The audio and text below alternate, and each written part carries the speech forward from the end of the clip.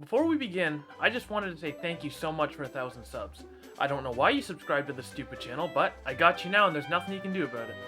Wait, what do you mean they can unsubscribe? Uh-oh. What I meant to say is, this channel's fantastic, and you should never unsubscribe. Ever.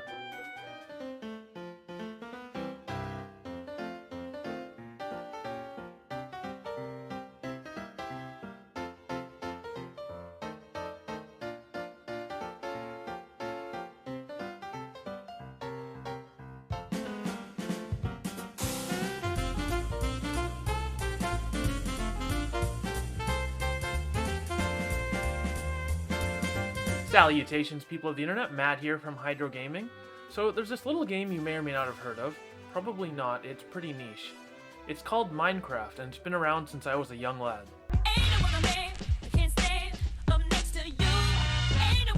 As is made obvious by these images, I was too busy getting laid on a regular basis to concern myself with a video game like Minecraft. I did, however, play a little bit at the end of elementary school with my brother and my sister, but we mostly stuck to offline mode in creative, so it was kind of boring. But recently I watched a video by M&J TV, link in the description, about him spending his first 100 days in Minecraft. The video's hilarious, and you should all go watch that instead of this stupid video. That being the case, I decided, in true YouTuber fashion, to copy somebody else's work, only do it worse and stretch it out till long after the idea had overstayed its welcome. So, with that being said, welcome to the first episode of our brand new series titled Death by 1,000 Days, Surviving Minecraft. Get it? It's funny because it's like Death by 1,000 cuts, because it's gonna be like really long and hard. But also because we're gonna be documenting 1,000 days in Minecraft. So, I'm funny. He was so ugly that everyone died. So, channel partner Also Matt and I recorded over 4 hours of footage. That's right, 4 hours of footage. Except somebody forgot to hit the record button. It was me. I forgot. He was so ugly that everyone died. So, naturally, I blame Maddie for something that I did, and I went on to reenact the first 10 days of our lives in Minecraft. Mostly. I think I gave up by like day 2. And that is why I'm starting off at level 16, in case you're wondering. So, without further ado, let's get into the video. Day 1 began with Maddie and I spawning in the middle of the woods just before nightfall. We ran around looking for sheep so we could make a couple of beds, but we had no success. We found a spot by a small body of water that we thought would be great for a base, so we marked our territory with a couple dirt blocks and began running around punching trees. I decided to stick with oak wood, as oak was the most common type of tree in the area, and Maddie decided to just go with whatever the tree he happened to be standing beside. After some harvesting, we made our first tools in Minecraft: a wooden pickaxe, shovel, axe, sword, and hoe. Dirty hoe! I'm sorry, baby, I love you. I built a small temporary box house atop a nearby hill to act as a safe haven while I mined for stone to make better tools and went spider hunting in the night. I wanted to kill spiders so I could harvest their string. As I said earlier, we wouldn't find any sheep, and in case you didn't know, spider string can be used to make wool. I know, I don't get it either. Which, when used alongside the other required materials, can be used to craft a bed. During this process, my base was nuked by a creeper. For those of you who don't know, creepers are just giant green dicks that walk around the world destroying shit. So, basically the Hulk. Time travel. What? So I decided to move my house. Luckily, while I was living out my days as a hermit in a box house, Maddie had already constructed a real house. So I moved in with him against his will, and thus ended day 1. On day 2, Also Matt had finally finished the construction of his house, and after gathering some supplies, he decided he would set off to find a village to raid for resources. After this point, he would get lost and wouldn't return until day 7. Even so, he made sure to keep us entertained in his absence. You seem confused.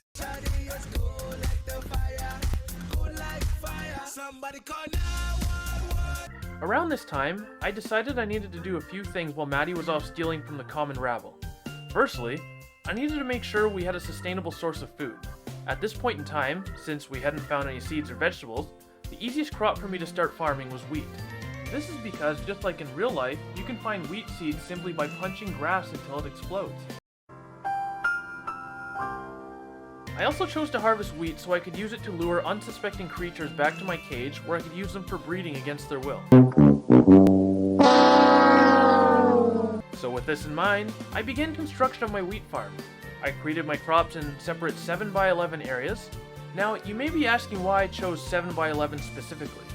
And to that I say, why the f would anyone ask that? What a stupid question. Following the construction of our wheat farm, I decided we'd eventually need paper to create books, especially given the fact that once our wheat had grown, we could harvest large amounts of leather from cows, which, you guessed it, is used to craft books. So, this being the case, I also began construction on a sugarcane crop, using some sand blocks and a bucket made using some iron, that Maddie so generously donated to me from his secret chest, the location of which I do not know, and with little time, our sugarcane crop was ready to go. Or should I say, grow. On night number 2, I just ran around and killed more mobs to gain experience, as well as to hopefully find and kill enough spiders to craft a bed. I did not. Day 3 began with our morning status report from Maddie, who informed me that he had just found a blacksmith in the village. From this blacksmith, he was able to steal a set of diamond horse armor and a metric crap ton of carrots that I could use later to start our third crop. In case you didn't know, carrots work similarly to the way that wheat does on cows for luring and breeding, except you use it on pigs. So, for breeding with pigs, you would use a carrot. Day 3 consisted of more farming and flattening out the area surrounding our house to prepare it for more crops. That's about all I did on day 3. That night, however, I did craft my first fishing rod to catch some fish in order to sustain myself until the crops started growing. I caught a few lily pads and pufferfish. So, not super useful. Day 4 consisted of more farming and some mining under our house. However, I did end up killing a zombie who dropped our first potato. Finding this lone potato meant that we could start another crop, this one being, well, potatoes. So, I made another enclosure for our new crop and began planting. In addition, I found some more iron in the mine under our house and was able to craft some iron armor, which came in very handy during my nighttime exploits to kill spiders for string and skeletons for bones, both for crafting bone meal to farm with and to tame dogs in the wilderness. And, wouldn't you know it, Maddie made another generous donation to our cause from his secret chest. This time we got an iron pickaxe and a sword. What a pal he is. While wandering around through the woods, I discovered the final spider I would need to finish creating enough wool to finish my bed. So, for the first night since we started our adventure, I was able to sleep through the night and jump to the next day. On day 5, Matt found a second village which he proceeded to raid. In doing so, he found us a brewing stand so we could start making potions, which is fantastic. Meanwhile, our potato, wheat, and sugarcane crops were thriving and providing us with lots of valuable materials for the days ahead. I harvested through the night in preparation for the next day, where I would begin hunting for animals and await the return of my long-lost friend. So, there you have it, our first 5 days in Minecraft. There was laughter, there were tears, but most importantly, there was a lesson to be learned from all this. What was that lesson? It's not the things you do that matter.